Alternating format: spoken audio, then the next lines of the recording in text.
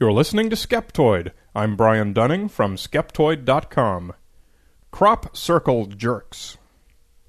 Tonight we're going to take our dowsing rods and our tinfoil helmets, stand out in a remote wheat field, and try to feel the psychic energies as a UFO comes down and forms a gigantic, complicated geometric pattern by crushing the wheat. It might use a whirling dimensional vortex as its mechanism.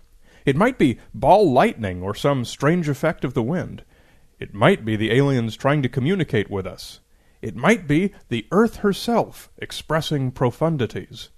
Or it might be a couple of clowns with a piece of wood. We've all heard how in 1991, two old English guys, Doug Bower and Dave Chorley, went public with the confession that they had been making crop circles throughout England since 1976, using ropes and planks and simple surveyor's tricks. They generally did it after pub night on Fridays and had a rollicking good time. They had been enjoying the resulting media circus immensely, and would gladly have taken their secret to the grave, but for Bower's wife, who noticed the mileage on his car and wondered if he was having an affair. So, to protect Bower's marital bliss, the two made a public confession, and even did live demonstrations on TV. The media reported that the crop circle phenomenon had been solved. But of course to any intelligent person, Bower and Chorley's confession didn't prove a thing, any more than Ray Wallace's family's confession about him making Bigfoot prints proved that there weren't also 1,000 other sources of footprints.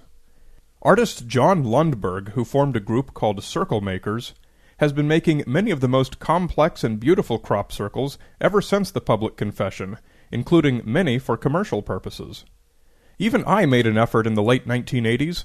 My friend and I took some old skis and were going to make a crop circle in Irvine, California, but when we got there, we discovered the last remaining field had just been plowed for a new subdivision. One good thing about the crop circle phenomenon is that there are very few people left who believe that they have some cause other than pranksters. But those few people are resolute in their belief.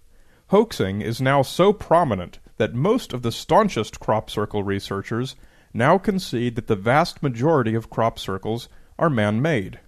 However, some of them have found an out that lets them continue to stroke their paranormal explanations for even the man-made variety. Some researchers now believe that the same paranormal or alien forces that create real crop circles are also responsible for controlling the minds and actions of the hoaxers. Thus, even the man-made crop circles are equally significant as evidence that an unknown intelligence is behind all crop circles. One prominent researcher of crop circles is a man named Colin Andrews, who used to call himself CPRI, or Circles Phenomenon Research International, until he ran out of money a few years ago. His website at cropcircleinfo.com offers CD-ROMs and PowerPoint presentations about crop circles for sale, but little in the way of testable hypotheses about non-human origins of crop circles. His research methods largely center on dowsing and psychics, which is what I'd do too, since those sources produce claims of such a nature that they cannot be tested or falsified. In 1993, Andrews contacted Masahiro Kajada, a Japanese software engineer who constructed a simple device for measuring electroencephalogram activity and displaying it colorfully on a Macintosh screen. He calls it the Interactive Brainwave Visual Analyzer. Kajada came to England, and the two of them tromped around taking amateur EEGs of people on the street as a control, and also of dowsers in the act of examining crop circles. Andrews reported, "What we found, measuring with a computer real-time in the fields, was that the right brainwave activity of the dowser, at the precise moment those 7 rings were measured and reacted to by the dowsing rods, spiked in all the brainwave frequencies, alpha, theta, beta, and delta, at the precise moment the dowsing rods moved."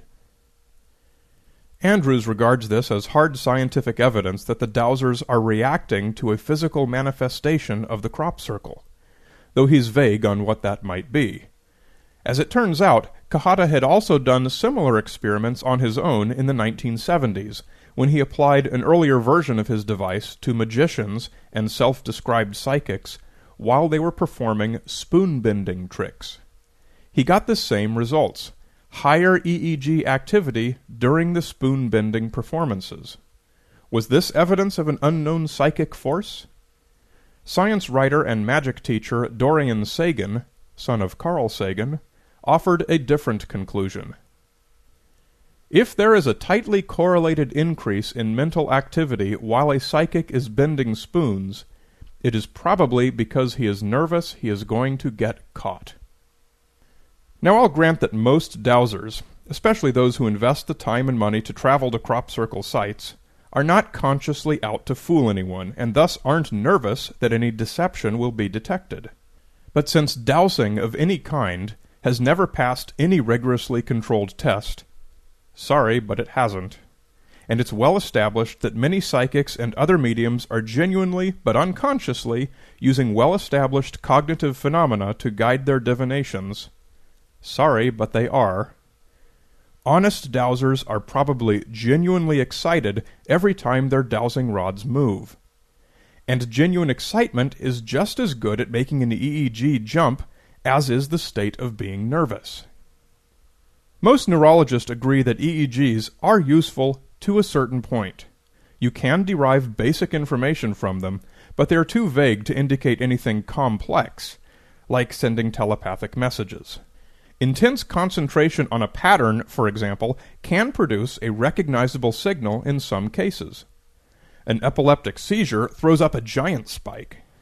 But to state that any given spike indicates the presence of a paranormal force, and not the excitement or nervousness of the dowser, you need to leave the realm of what neurologists have learned and enter the land of pure speculation. Andrews himself states that the same spikes in EEG activity were observed on one occasion when a military helicopter flew close by. Such a flyby would make me pretty nervous.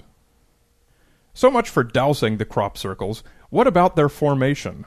The people who make them use simple tools and surveying techniques to transfer complex plans into a full-scale wheat field. But what about those said to be formed by paranormal means? How does that happen? Colin Andrews explains further. The eyewitnesses I've interviewed in many countries over the years have all agreed with me on one point. When they claim to have seen circles form, they appear in 10 to 15 seconds. In any picture you see of Colin Andrews visiting a crop circle, he's loaded with camera equipment, and so is everyone else in the picture. In fact, it's hard to find any picture of crop circle investigators where everyone in the shot is not holding a camera or binoculars or something, finger on the trigger. So my question to Colin Andrews would be, did you not ask these crop circle investigators who witnessed the formations why, in every single case, they failed to produce a single photograph or frame of videotape showing this wonderful creation? If I were Colin Andrews, these investigators are not those whose testimonials I would flaunt to the world. Instead, I would tell them they screwed up, and probably even accuse them of trying to hoax me. How can they spend all day and night camped out on the hilltop, finger on the video camera trigger, witness a crop circle forming, and produce only a lengthy list of verbal reports, and no video? Inexcusable for a conscientious researcher. The first thing I would fault Colin Andrews for would be requiring only the lowest of standards for the information he accepts as evidence. So what about all these numerous eyewitness accounts of crop circles being formed, in seconds, by hovering balls of light? Well, again, I'd point to the evidence issue. These eyewitnesses, or at least those reporting the accounts, always turn out to be crop circle believers. If they'd seen a real event, they probably would have used that camera hanging around their neck, but in every case, they've failed to do so. Well, almost every case. There is one famous video of white balls of light actually creating an entire crop circle, in seconds. It's called the Oliver Castle video, and you can find it on YouTube.